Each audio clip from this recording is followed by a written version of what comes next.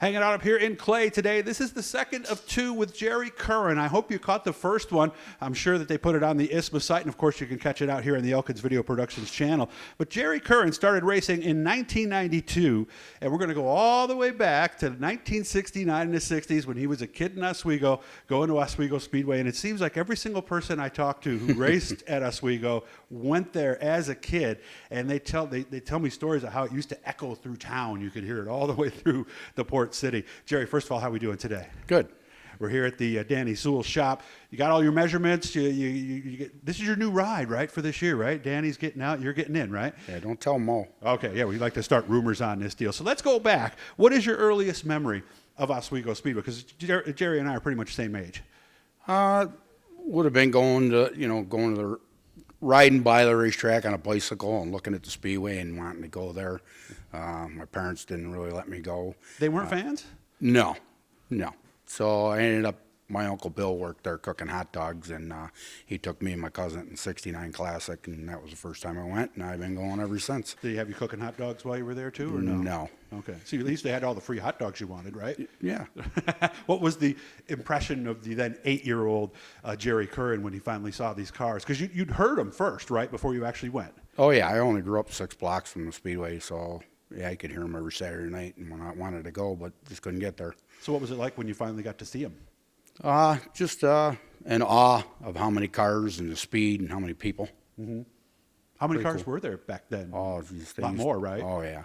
Yeah, they had 50 cars in the pits for a Classic or better. I would imagine as a young boy, somebody became your favorite. Who was your first favorite? Do you remember? Nolan Swift and Jack Conley. Why? What did you like about that? I sat in the grandstands with Jack Conley's son, little John Conley, and his mom.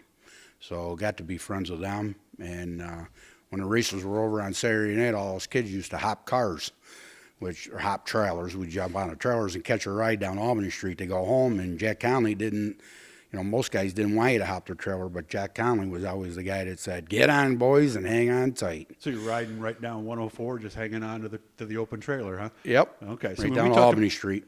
And did you do the other kind of hopping cars when the snow was on the road too, or no? Yeah, once in a while. Okay. For those of you who are younger, when cars actually had bumpers on the back of them, what you'd do is you'd wait for a car at a stoplight. 3 or 4 of you would jump out, grab onto the bumper. And now the way we used to do it is whoever held on last was kind of the winner. Is that what you guys did too? Yeah, and you tried to judge where the dry spots were.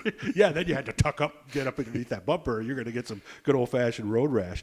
At one point, did you say, I don't want to be a fan, I want to actually get out there? Probably, like every kid growing up in Oswego, probably at an early age, 10, 12. But when I was 14, I started working on Ralph McLaughlin's car with him, helping him. And that got me involved in being a crew member. So How did that happen? I knew Ralph as a kid growing up. He lived around the corner from my grandmother, so I always helped him with his dirt bikes. And then when he bought a Super, I just jumped on board. What kind of stuff did you do? What were the first things you learned? Anything Ralph told me to do. Everything from pulling the nozzles and cleaning them and brake clean to wiping down the car. Mm-hmm. And even sweeping the floor if that's Sweeping the floor. was needed at that point. Yeah, there wasn't much room to sweep floors in Ralph's Oh, it was a garage, really tiny shop, was it? Yeah. No. Okay. What skill did you pick up first that you became? Because obviously this was an era before today where you could be just a driver. You had everybody worked on their own cars and you had to pretty much know everything. Was there one skill set you picked up early? Trying to help them, do suspension and stuff like that. Mm-hmm. Back then we didn't have a lot of shock. There wasn't a lot of shock right? stuff. Shock was a shock, So you really concentrate on torsion bars, and if the car started to go away, usually it was a torsion bar was going bad. Mm-hmm. Yeah, and you could never really tell until all of a sudden, they used to bounce them and see if the height was the same, right? That was one of the first things they did. Yeah, one of the big things for us was Ralph bought a weight jacker. I think it was $75. Almost broke him. Mm-hmm. Yeah, and jacking bolt's been a thing on cars for years too. Yep. When did you say, I need to get a car? Right around the time I was working on Ralph's car. I always wanted to drive Ralph's car, but he would never put me in a car because he thought of me like his son, and he didn't want to see anything happen to me. So. Okay. Yeah, because your first time was the first time 1992 then, or had you dabbled in other things? Actually, Ralph let me drive his car at Lee Speedway's inaugural race in October of '89, and we started dead last and finished 10th. So you were 28 by this time, so it took a Yeah. lot longer than And- maybe you would have wanted as the 15-year-old kid working in the Yeah. shop. And I was offered a ride, but couldn't come up with the money, so they ended up putting Kenny Bell in the car. So what changed then? How did you actually get to, okay, now it's my car, my Now- name's on there, I'm racing? Well, then I started building my own car around 91. And the skills you picked up, obviously. Yep. Was it just a pile of tubing when you started, or Yep, pile tubing, and I built it in Jeff West's shop on his jig when did that get on the track? Was that 1992 in, now? in 1992. How did it go? Do you remember the first night? The first night we actually went out and went pretty fast and then blew the motor in the heat race. Oh, no. Something you overlooked, or was it an old motor? Or It was a used motor we bought. so you didn't know what it was? We didn't know what it was at the time, and it ended up being a valve train problem. Did you have similar issues in that 92 season, or did we get a piece that ran better? Actually, we blew that motor 4 times that year and then finally got it fixed and then finished out the season. Was there one thing that was wrong? It was the valve train both Okay. times. So all once times. we got that, did we start passing cars in 1992? Yeah, it was a big learning curve, you know, from working on the car and watching people, you know, working with drivers, different drivers that Ralph had and stuff. I picked up stuff that way, but until you actually get in a car, see the pants, you know, Yeah. it's just a learning curve. You got to figure out how to get around them. Okay. Do you remember your first win?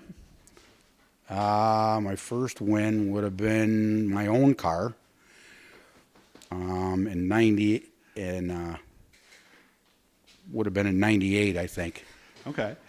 To go back, yeah, it was with Pat and Terry Strong that I built the car together in 92. Okay. And of course, he just got an old pit board sign. They got Yeah. somewhere here. So he's getting coached by everybody as he goes along to make sure that he doesn't forget anything.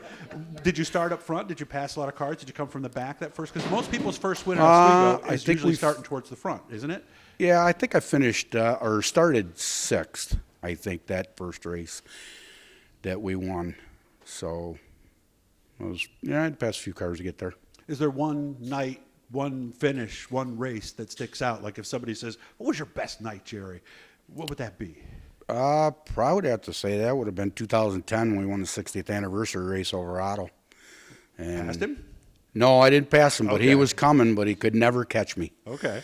So it was a pretty fun race.